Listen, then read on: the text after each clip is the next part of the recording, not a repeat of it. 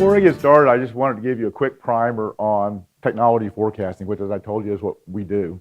And there's a lot more than what I'm going to talk about. I'm going to talk just about one aspect of technology forecasting, but it's one that comes up a lot in our work, and you'll see it so much that frankly, people are sick of it.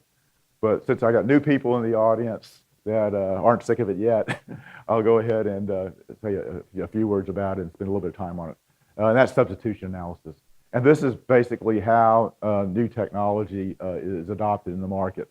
So if you were to, for example, plot the percentage of households that adopted various communications technologies over time. So we have along the horizontal axis the year, and then we just plot percent penetration along the vertical axis, and just you'd have an idea about how many people, how fast people were adopting new technology. And if you plot these for everything from radio to broadband to cell phones over time, you'll find that we get these S-shaped curves, where it starts out often reasonably slowly, then you have a period of rapid adoption, and then it slows down again as the slow adopters finally adopt. And although the steepnesses vary from one curve to the next, they basically follow the S-shaped curve pattern. And this has basically been formalized in what we call the Gompers model, which is a simple mathematical formula that says what the shape of that curve is going to look like. So you generally, again, have the first 10% adopts reasonably rapidly. Then there's actually a little bit slowly, then it goes up rapidly, and then again, with the Gompers model, you have a long, slow tail of late adopters. There's another model called the Fisher-Price model, also called the Logistic curve, that's plotting the same thing. It's plotting percentage of the market, the installed base of the market over time. It's another S-shaped curve. It's more symmetric. It has a shorter tail. It starts out a little bit slower at the beginning. And this is how new technology penetrates generally in business or in industry, or sometimes in the consumer as well. But there's some examples from industrial types of technology substitutions. Again, all we're doing is plotting the percentage penetration of the new technology over time, and following an S-shaped curve. Almost always starts out pretty slow as the new technology gets over the early bumps, penetrates the market, gets down the cost curve. The new technology generally has to also improve. Eventually, it proves its value over the old technology, and everybody adopts cell phones or the internet or whatever the new technology is. And the same with business. They go from copper to fiber. They go from 3G to 4G and on to 5G. All these are technology substitutions that follow these types of curves. So what we do is we basically take this knowledge of how technology is usually adopted and apply it to technologies that are of interest to us. So if you think about the Fisher-Price model being the S-shaped curve, the new technology, well, that means it's displacing old technology, and that old technology, therefore, is being taken out of service because the new technology is replacing it. So if the blue curve is 4G, then the red curve is 3G going away. And so based on that, the red curve there, which we'll call the survivor curve, if you will, we can calculate things like depreciation lives and so forth. So I don't want to go into all the details of how we apply these curves to actually coming up with lives and percent good tables, but that's basically the connection, is that chart right there of going from a technology to a curve, substitution curve, to a survivor curve. We often will add in economic factors to this. We'll add in physical mortality in coming up with our recommendations. But from a technology forecasting perspective, this is the piece. Let me go back and mention the CTFG again, the Communication Technology Forecasting Group. They're the ones that have been sponsoring the forecasts I'll be showing you. These are forecasts that have broad interest to the industry, regardless of what part of the industry you're in, and tend to be the fundamental drivers for what's going on. So we've been doing them all for a long time. Most of them we've been doing since there were no data points at all. So sometimes we forecast just based on expert opinion or analogies and so forth. So people that have been here a long time I know are very sick of seeing these curves, but they basically all started out without data, and what we've seen over time is the data fill in. So, for example, this is the adoption of broadband in the United States. The top blue curve is the original broadband, about a megabit per second, DSL type speeds, if you will. They came out, back in the mid-90s. And back then, a megabit seemed really fast. When you're using a 50 kilobit modem and you jumped up to a megabit, that sounded really good. So broadband actually was one of the adoptions that took off really fast in the U.S. following a Gompers curve. So if you're the percentage of households with broadband, obviously has always started out slow, but then followed the Gompers curve very well for a long time. Then it kind of picked up a slower Gompers curve when it got to about 60%. Again, I think there'd be some availability and affordability issues there. But broadband, as we originally knew it, is the blue line there. But once people got spoiled on broadband, people want to use it more and more. They wanted to use it for more and more things and more applications, and so faster broadband speeds came. So we went to a generation that was about 6 megabits per second. Just a kind of anomaly. It could be 3, it could be 10, but somewhere in that range. And that followed an S-shaped curve. So if you were to plot 6 megabits and above against the earlier generations, you're seeing another S-shaped curve. And then came 24 megabits per second above, and that was sort of ranged from 10 to maybe 45 megabits per second. What we used to call very high-speed broadband. And that followed an S-shaped curve, replacing the previous generations. And then we came up with the 50 megabit per second generation, which a lot of us are still in. And then currently we're well into the 100 megabit, which is the purple curve. The last data point we have, and I'll mention data in a second, it was at 25%. By now that is probably easily at 35 or 40%. And we've also, as you probably know, we're into, a lot of people have 300 megabits per second and above available to them. Some people even have a gigabit service and above. So we're now on the 300 megabits per second and above line that started in about 2015. So we see wave after wave of S-shaped curves that are driving, if you will, innovation in the broadband world. This is based on FCC data, based on the Form 477s. There tends to be a lot of time lag. So in December, they released the ones for mid-2017. So the data here goes about mid-2017, but I think there's no question that they're following the same pattern if you were to get the latest 2 data points. I like the U.S. broadband the statistics from the FCC because all the carriers have to provide it of all types, consistent, and it's publicly available information. And so I've been tracking it since the beginning. So if we have this series of S-shaped curves, if you take one S-shaped curve and subtract it from the previous one, or subtract the previous from the next one, mathematically you get the market share of each generation. And so there's a little formula down there for reference. So that if you just look at what percentage are in each generation, you get a series of bell-shaped curves showing that for every generation reaches a peak, and then once the next generation builds up enough steam, it begins to replace the previous generation, and so that you get the downside of the life cycle.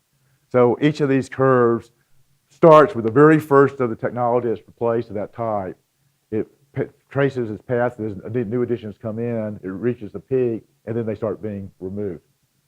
And this just refers to the technology generations. Lots of things go on within a generation of technologies coming and going, but the major generations are that. So if you think about it, on one of these bell-shaped curves, the average piece of equipment is bought about halfway up that curve.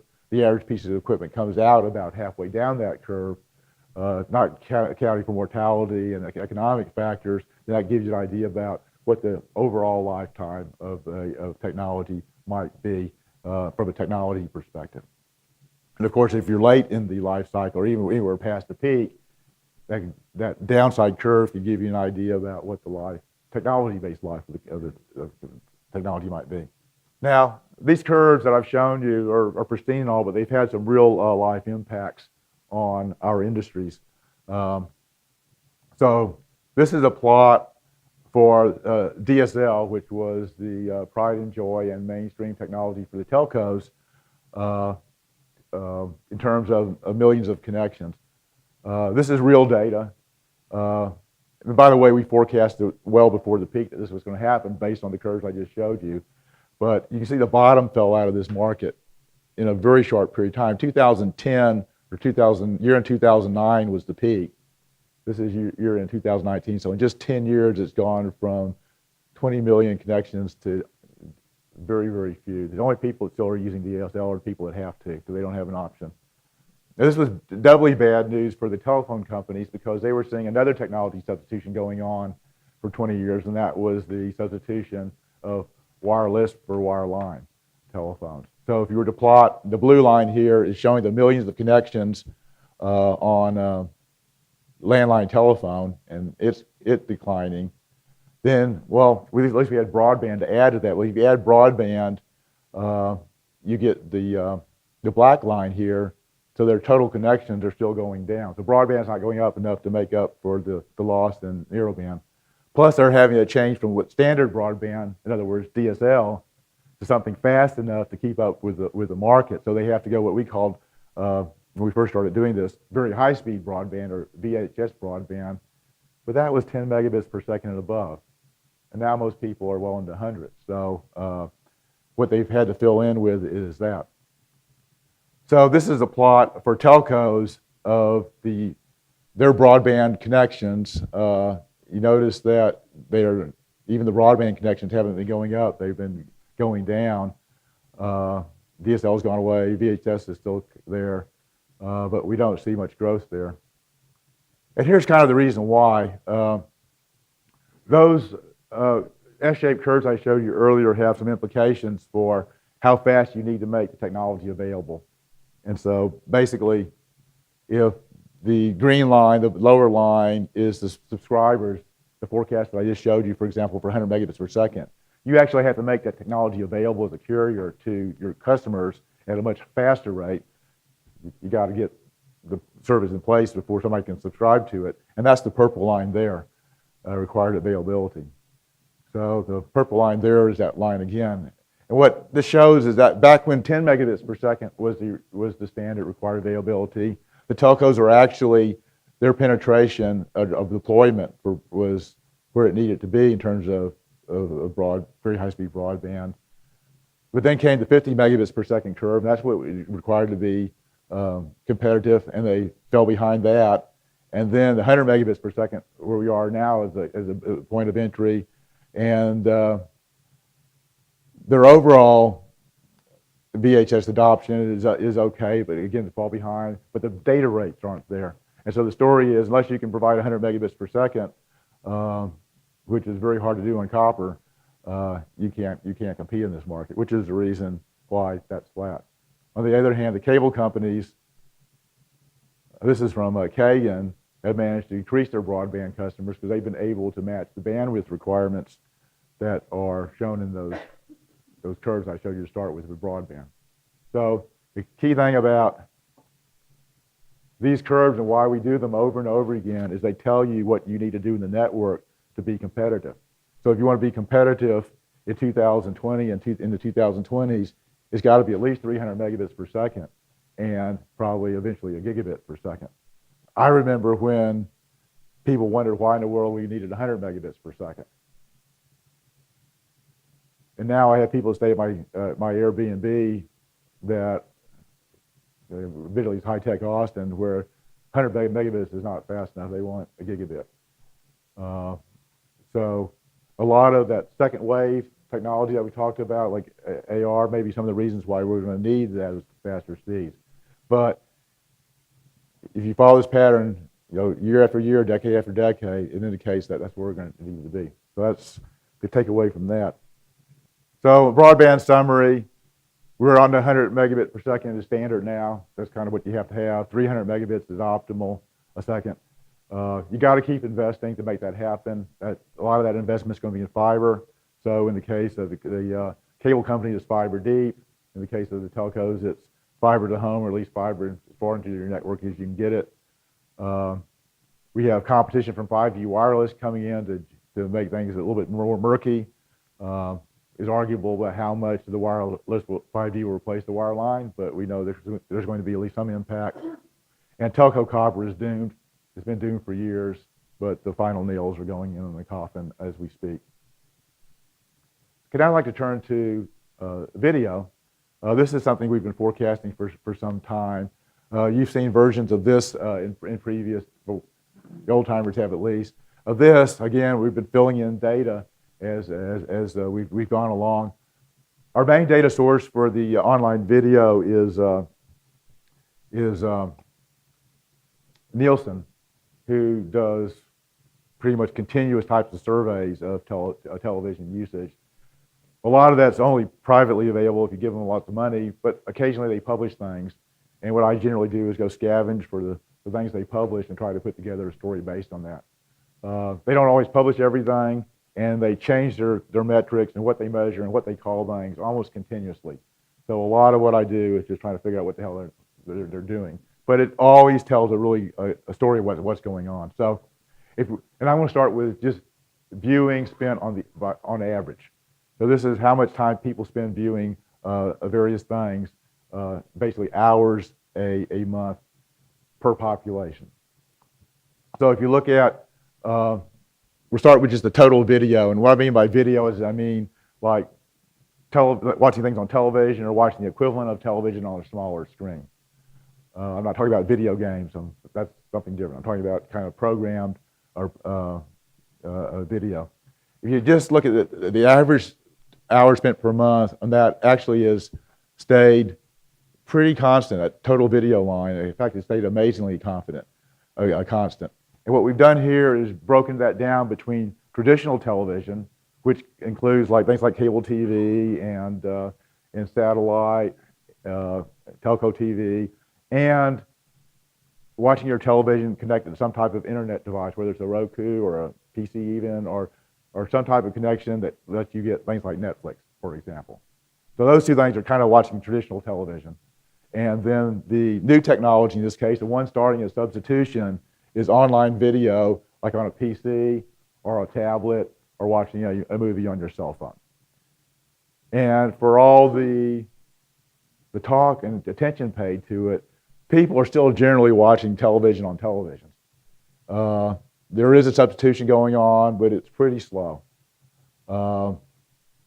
And in terms of hours spent a month, and I guess you can only spend so many hours watching movies on these things unless you're a teenager, but that's probably the reason. Also, televisions have gotten really good, and there's a lot to be said for watching something in the comfort of your living room on a big screen. So I think that's what's going on there. But there is an impact, and you look at it goes up this is quarterly data, it goes up and down, but it is trending down for traditional. Now, if you take the traditional, here we'll call that total TV, and just forecast where it might be going, what I just showed you, and broke that into two pieces. Traditional TV being watched via cable or satellite, traditional multi-channel type TV, versus what generally is called over-the-top television, where you basically see your TV get your programming over a broadband channel and then display it on your TV. And that's what this substitution is. The blue squares are the total hours per month per pop doing that. And it looks like if things continue and we don't hit limits, that crossover point there might be 2006, 2007. So that's kind of important that we forecast this trend to continue, more and more people getting things over the top. But it's also important to note that if you're providing service, you've got to keep providing the traditional multi-channel as well as up your broadband game simultaneously, because you're going to live with millions and millions, tens of millions of customers needing both. So unless something changes big, it's kind of an interesting world where you have both broadband and traditional. Now there also seems to be some things going on with smartphones versus. This surprised me, but again, this is a percentage of per pop of online video hours. But the red curve is watching video on a smartphone, and the blue curve is watching video on a PC or tablet. And so we're seeing a lot fewer hours on total than it used to be on PCs and laptops, and much more on smartphones. And I've wondered why that was, because I still watch stuff on my video on my laptop, but this includes everybody. So all the people that don't do that anymore are no longer in that number. Oh, anyway, I return now to the other topic. That is how many people are actually using it. This is Netflix, and so Netflix is like you almost plot those numbers in your sleep. It's been following that curve for a long time now, and every year I add in 4 more data points, and it's still on there. So they're at almost 50% of people now are Netflix subscribers in the U.S. of households.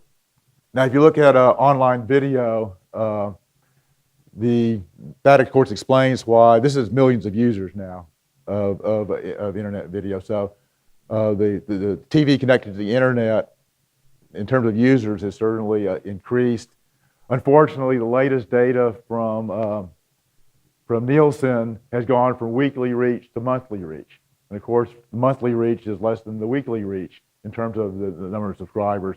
And I think that indicates why the last 2 data points have actually fallen, because Netflix certainly didn't go down. Netflix is a primary component of TV connected to the internet. So my guess is if you adjust it for monthly, weekly to monthly, and adjust it for whatever else they changed, it's probably still on the original blue line in terms of users. Our old forecast for online video on a PC is shown by the red line. It was trending down already. The last 2 data points were way below it. I think that, again, maybe a monthly, weekly reach. But in any case, we are seeing a trend away from watching, just the number of people watching on a PC, much more going to wireless. And a big component of all this is the transition from HDTV to UHTV, 4K, if you will. There's things beyond 4K. And there are also other things that are making TVs better. But people continue to buy big screen TVs and enjoy it. And so we've been forecasting HDTV from before 2000, before it even started. It's followed pretty much the forecast S-shaped curve that we expected. Same thing for ultra UHTV or 4K. Last data point I had was about 30%. That was early 2018. So this is early 2019. We're probably at 40 or 45% now. That one thing about 4K is it requires more bandwidth. So if you're watching it on a big screen, you're on Netflix, you're using 18 megabits per second instead of 4 megabits per second. So it definitely moves up the requirements for bandwidth. So I wanted to end with some of the impacts on the cable companies. That transition to over the top, if you will, has impacted the subscribership. This is the millions of households. This is just data, not forecast. Millions of households per year. The total multi-channel, which is the top blue line, which includes telco video, satellite, and traditional multi-channel cable. Those 3 lines add up to the top one, has slowly gone down year after year. And so the loss of subscribership is a factor for those companies. It's not trending down nearly as fast as some of the other things we've seen, but it is a downward path. Broadcast has actually been on the uprise. I'm not sure why that's the case, but it's actually had more households using broadcast than before. And broadband only, people that only rely on broadband. Again, it's a trend. These are the full cord cutters, if you will. But it's pretty early on, and it's not incredibly fast. But it's happening. So this is a slow-moving thing that is showing up in data and what telcos and video and cable companies have to worry about. Of course, that's offset by the broadband customers. So basically, if you're providing cable service, you're seeing less people subscribe to your programming, but more people signing up for broadband. So a summary for video, and I'll end on this.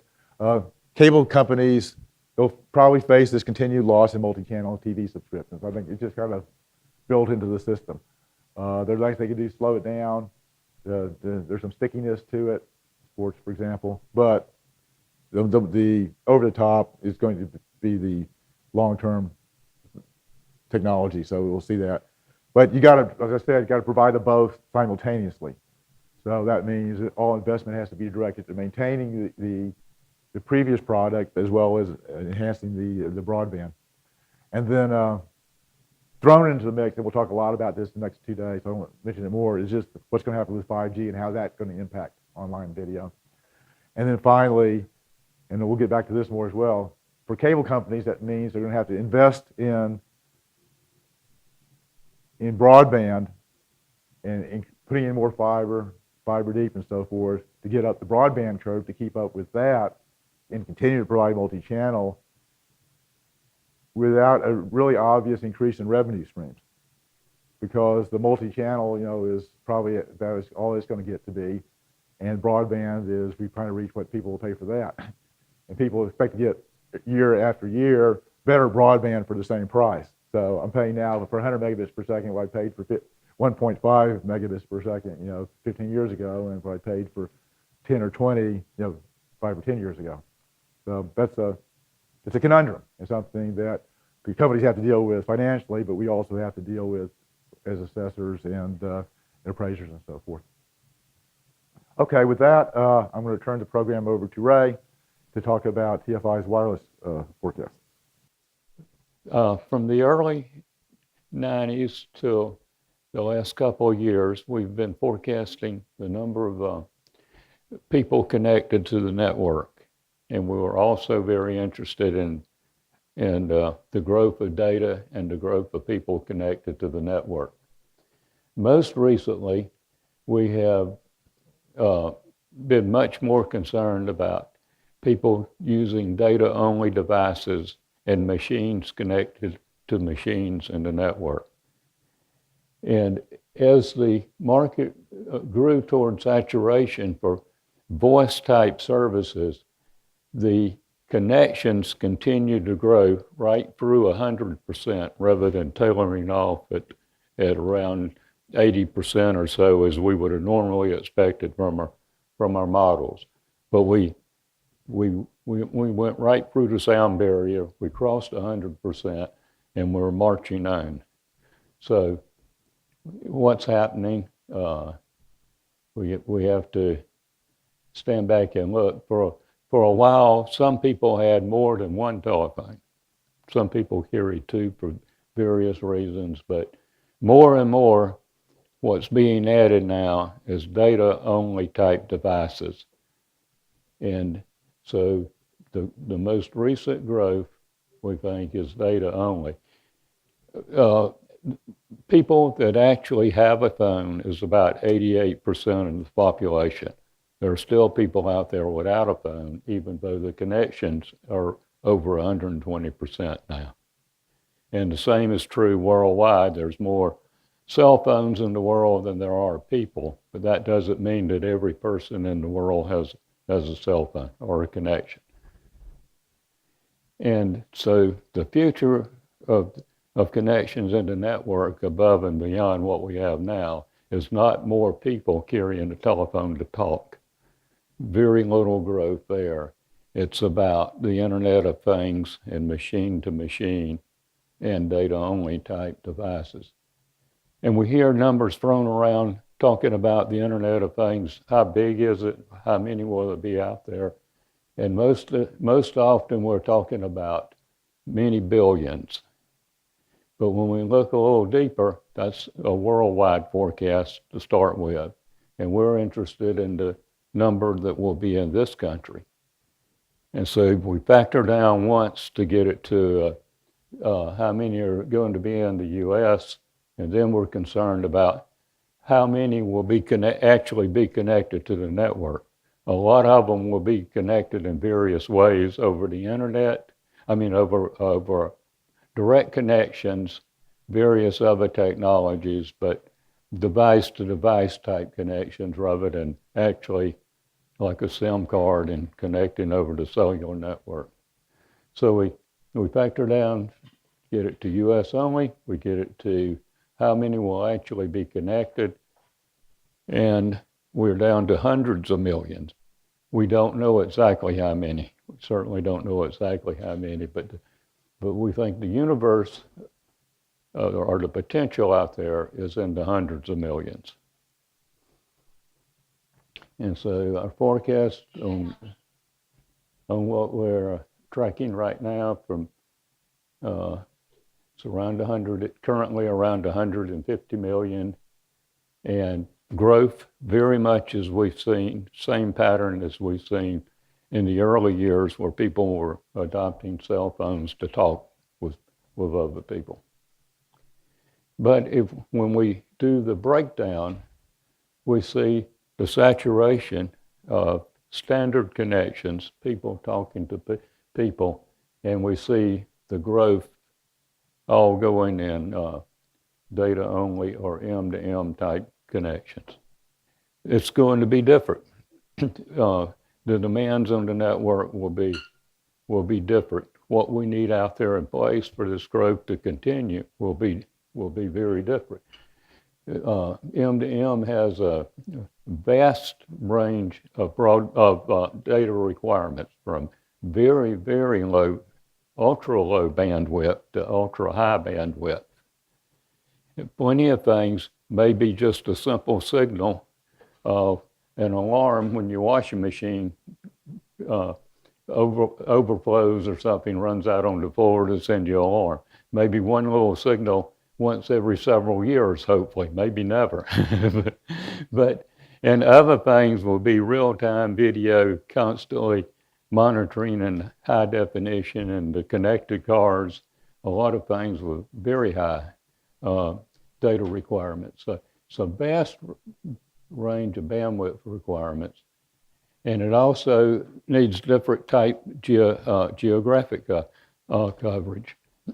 We first covered the highways with cell phones. All the antennas were pointing up and down the highways. And then we covered the downtown cities and the stadiums and places where pedestrians congregated. And now we finally, and we have not yet completed covering the residents where people live. And I'd like to repeat, we have not finished covering the residents where people live yet, but we're moving toward that in 100%. But when we're talking about all the sensors and the machines and things, we're going to have to cover locations we've never covered before, in addition to the residents. So the need for geographic coverage will be an amount of bandwidth allocated to different geographies will be different. And also, some of these applications will be low value applications.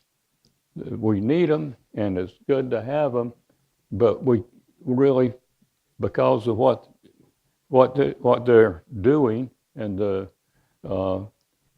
people are not going to be able to pay very much for some of the connections. Will be it's got to be cheap in a lot of cases. So it's got to be different in many ways, and it's got to be cheaper than the way we can do it now. And the current network will not allow growth to its full potential because of the different requirements. But 5G is designed from ground up to handle the problem. Most of the growth in the future will be for these type connections, the M-to-M connections. So 5G is the answer, and it's the right technology at the right time. In order to continue growing the network at the rate it's currently growing, we need to make the transition to 5G. And again, like Larry's broadband curves, each new generation replacing the older generation. And this year in the forecast for the first time, we're showing rather than just 4G and 4G advanced replacing the previous technologies, we now have the 5G forecast replacing the LTE and the LTE advanced. And so this will be, what we should all be concerned about, and then in the near future is how fast the 5G comes in, how successful it will be, and how quickly and what the impact will be on our current latest technology, the 4G LTE and LTE advanced. We have time for questions or comments before we take a break. Question. We have a question from Carl. How does Wi-Fi enter into that mix? So Comcast and other cable companies are offering some Wi-Fi integrations with the cellular. Is that just muck things up? Let's see. Some of this we may have to do a little bit of wait and see, but to me, Wi-Fi is probably going to be evolved to 5G. The latest routers that I see have what they call a 5G, and the frequencies that we call 5G, the higher frequencies and stuff, I think are the future of the Wi-Fi. And people are going to, if nothing else, they're going to rename it 5G. So, but I think Wi-Fi will be absorbed and be called, if nothing else, 5G. Now the difference in the protocols and what have you, and whether it becomes part of the 5G interconnected network, I do not know exactly how that'll evolve. But I think in a few years, when you buy a router, you're going to be buying something. I would suspect they're going to be calling it a 5G router.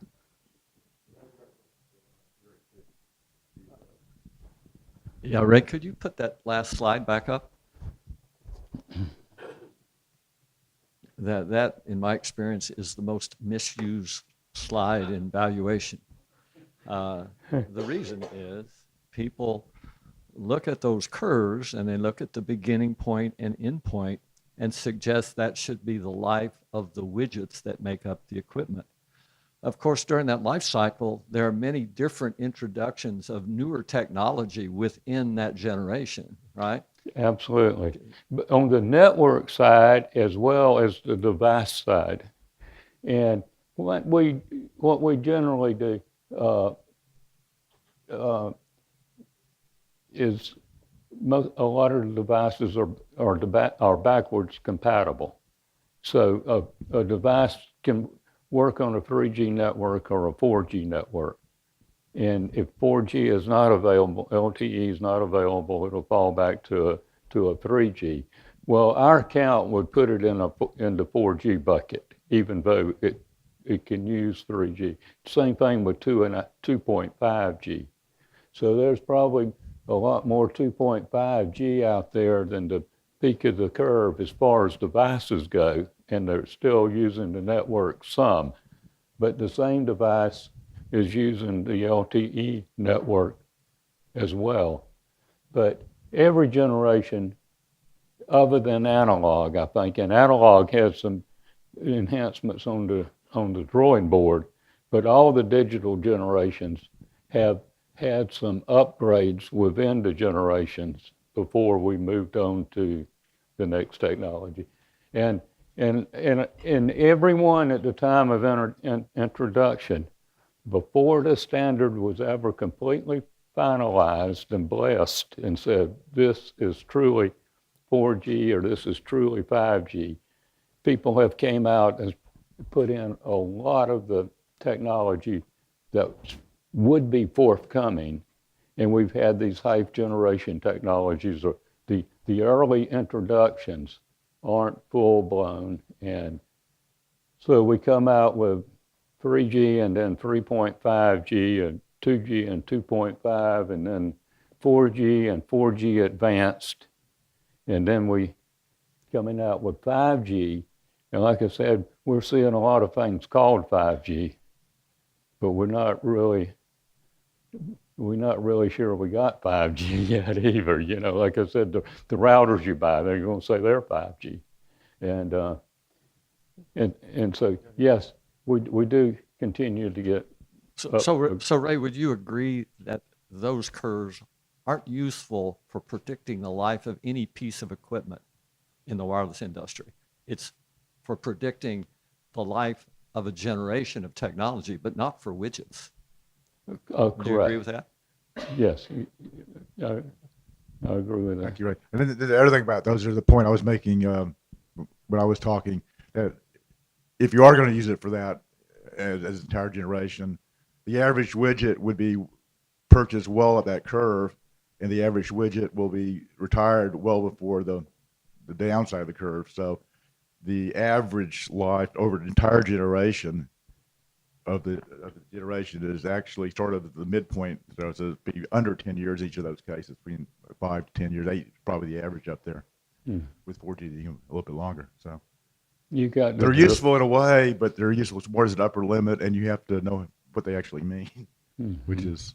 So in other words, saying is because of, let's just say that it is just one generation period, right? So at a minimum, it's half that, right? So take that length of it, the average life is in the middle. But then what you're saying also is that there's intergenerational differences. So it's less than half that. It is a way of thinking about the life of those assets as opposed to the beginning point. Does that make sense? We first need to be clear on whether we're talking about the life of a device or the network that gives service to that device.